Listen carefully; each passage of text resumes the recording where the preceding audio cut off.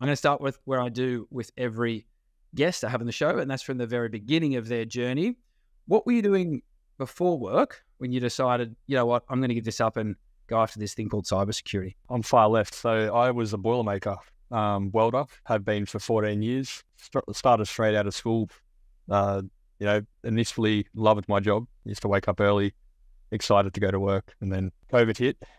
Our sort of work line slowed down a bit and then sort of forced me to look elsewhere. And then, it led me to you guys. Okay, and you say it's far left. I've heard it all. We've had road workers, boat builders, Boilermakers on the transition. It's, from any industry. I'd like to know exactly how many industries we've helped, but it would be in the dozens, if not the hundreds. So I've heard it all. So you mentioned you love the work that you're doing and you've had one career, one skill set. COVID hit. It was more so around the uncertainty of your career ahead, like your future yourself. Is that what? Our mainstream type of work sort of really slowed down because we did a lot of, construction stuff. So houses and factories and all of that type of stuff. And that sort of really slowed down because no one could go to work. So our mainstream type of work became maintenance, and I didn't like maintenance. So I just wanted to change it up a bit.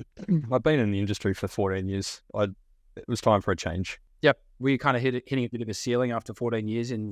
So I started to look and it was like, where am I going? I'm not going to really go anywhere else from here. Looking around, you see all the older blokes start to feel sore, and I didn't want to picture myself like that down the track. So I wanted something that I know I would enjoy naturally, and started looking into something IT based and found you guys. And brilliant, mate. And so how long did it take for you to take action once you realized I don't want to go into maintenance, I need to change it up? Did you sit on I do a lot of research. I don't jump at anything quickly. I sat on you guys for a while. I did a research through universities and stuff like that. And then it was just one day I was like, no, I've got to do this. I've got to actually jump at it. And my partner was very supportive on it. I jumped at you guys.